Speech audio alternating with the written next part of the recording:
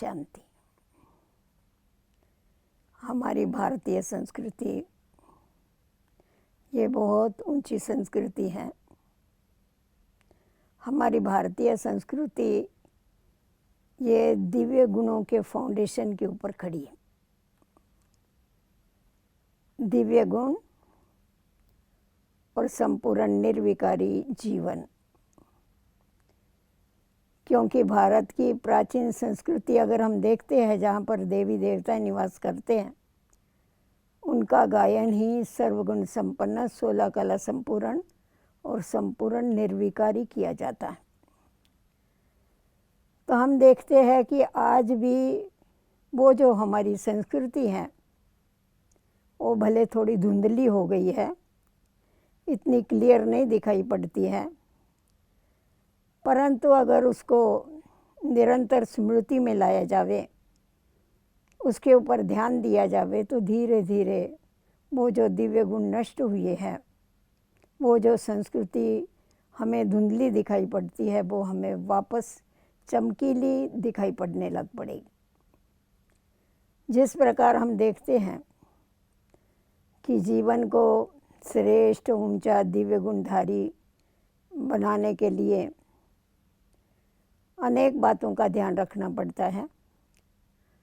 उसका एक बहुत महत्वपूर्ण अंग है, वो है अन्न की शुद्धि। क्योंकि हमेशा कहा जाता है कि जैसा अन्न वैसा मन बनता है। तो हम जो रोज अन्न खाते हैं, इस अन्न को 4 चरणों से गुजरना पड़ता है। पहला चरण हम देखेंगे इस अन्न का, वो इसमें 3 प्रकार किए जाते हैं। एक सत्वगुणी भोजन, दूसरा है रजोगुणी भोजन और तीसरा है तमोगुणी भोजन। इन तीनों का इफेक्ट मनुष्य के मन के ऊपर, उसके चरित्र के ऊपर अलग अलग होता है। अभी ये जो पहला प्रकार हम देखते हैं, सतोगुणी भोजन, तो सतोगुणी भोजन में फल फूल और सात्विक भोजन आता है, जो बहुत विधि पूर्वक बनाया जाता है। उसके बाद दूसरा जो रजोगुणी भोजन है, उसमें थोड़ा अपनी ज़बान को अच्छा लगे खाने के लिए, थोड़ा सा चटपटा बने, थोड़ा टेस्टी बने, इन बातों को ध्यान में रख कर के पीछे बनाया जाता है। और तीसरा प्रकार जो है वो है तामसिक भोजन। तामसिक भोजन जो है वो उत्तेजना उत्पन्न करने वाला भोजन है। उसमें मांसाहार, मदिरा आदि सब कुछ आ जाता है। तो ये वास्तव में 3 प्रकार भोजन के बताए जाते हैं। और जैसा हम अन्न खाते हैं वैसा हमारा मन बनता है। वैज्ञानिक भी इसके ऊपर हमें हमेशा सतोगुणी भोजन के फायदे और तमोगुणी भोजन जो है उसके नुकसान बताते हैं कि तमोगुणी भोजन खाने से कैसी आयु कम होती है, उससे कर्म इंद्रियां जो है वो हमारे कंट्रोल में नहीं रहती हैं, शरीर रोगग्रस्त हो जाता है और हमारी जो निर्णय शक्ति है वो धीरे धीरे गायब होती है। क्योंकि जैसा पशुओं का आहार, पशुओं का मांस खाते हैं, उसका असर उनके ऊपर, दिमाग के ऊपर जरूर होता है। अभी दूसरा चरण जो है इस भोजन का, दूसरा चरण है भोजन को किस रीति से, अन्न को कैसा खरीद किया गया है। अगर अच्छे धन से उसको खरीद करते हैं तो उसका भी असर उसके ऊपर होता है। और अगर समझो लूट पाट खून रेजी करके अपने पास धन इकट्ठा किया हुआ है और उससे अगर अनाज को खरीद करते हैं, तो जब वो व्यक्ति खरीद करने के लिए जाता है, भले अनाज तो जड़ है, परंतु उसकी जो मानसिक स्थिति है उसका असर उस अन्न के ऊपर ज़रूर होता है। आप लोगों को मालूम होगा, महाभारत में भी बताते हैं कि जब द्रोणाचार्य बाणों की शैया के ऊपर लेटा हुआ था और उससे मिलने को जाते थे, जो भी अर्जुन गया, श्री कृष्ण गया, तो बहुत अच्छा ज्ञान सुनाता था। तभी अर्जुन ने द्रोणाचार्य से पूछा, गुरुवर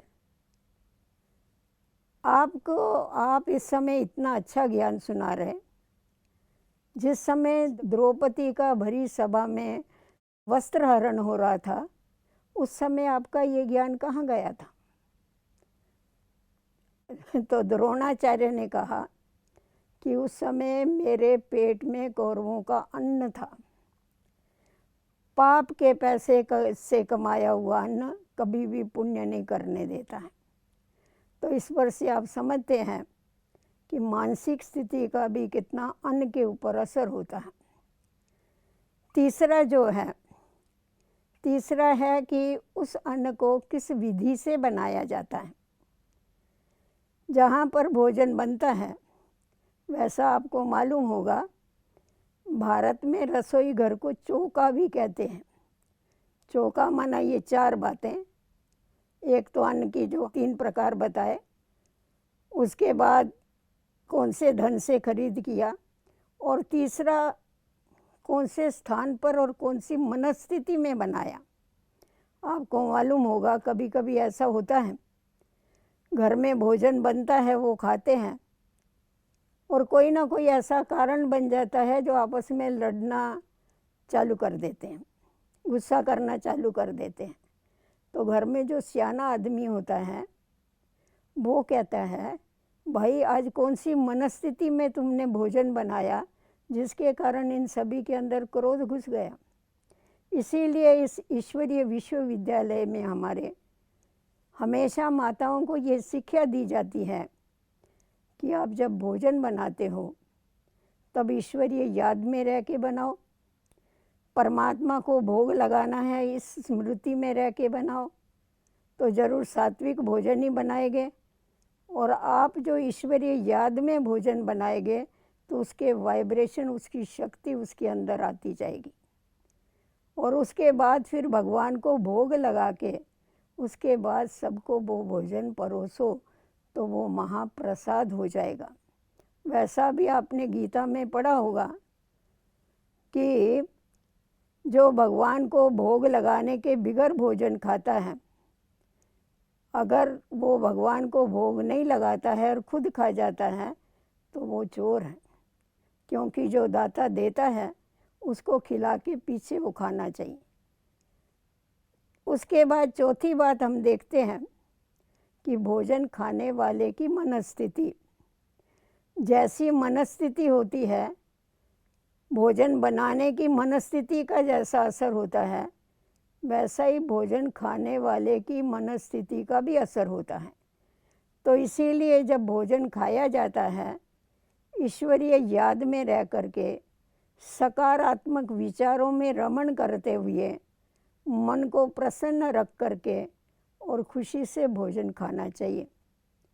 क्योंकि हम देखते हैं आजकल बहुत बीमारियां पेट की बढ़ती जा रही है। इसका कारण क्या है? तो डॉक्टर भी ये बताते हैं कि आप जब भोजन खाते हो उस समय अगर टेंशन से भोजन खाएंगे, दुख की स्थिति में भोजन खाएंगे, क्रोध में भोजन खाएंगे, अंदर में ईर्ष्या रख के पीछे भोजन खाएंगे, तो उस भोजन का असर पेट के ऊपर पड़ता है और उससे क्या होते हैं, पाचन शक्ति की बीमारियां होती हैं। जैसा और कारण है पाचन शक्ति की बीमारियों का, वैसा ये भी बहुत बड़ा कारण है कि आप कौन सी मनस्थिति में रह के भोजन खाते हो।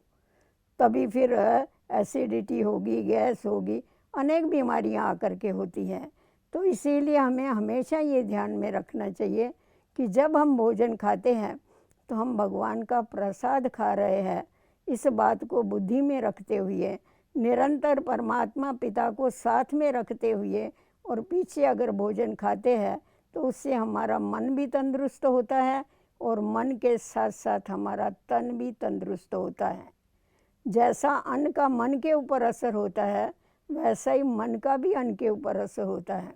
आप देखते हैं, देखो घर में कोई समझो कोई भी एक चीज़, सेंगदाना है, एक दो खाया कभी फेंक भी देते हैं कोई, परंतु अगर मंदिर में जाते हैं और वहाँ उसको 4 सेंगदाने प्रसाद के रूप में मिलते हैं, तो अगर नीचे गिर जाता है तो उसको उठा करके मुख में डालते हैं कि वो प्रसाद है। इसीलिए वो प्रसाद नाम आने से ही उस चीज़ की, उस अन्न की वैल्यू बढ़ जाती है। तो हमें हमेशा ये ध्यान में रखना है कि हमें ईश्वरीय याद में भोजन खा करके अपनी मनस्थिति को पावरफुल बनाना है, सदैव खुश रहना है, औरों को खुश रखना है। ओम शांति।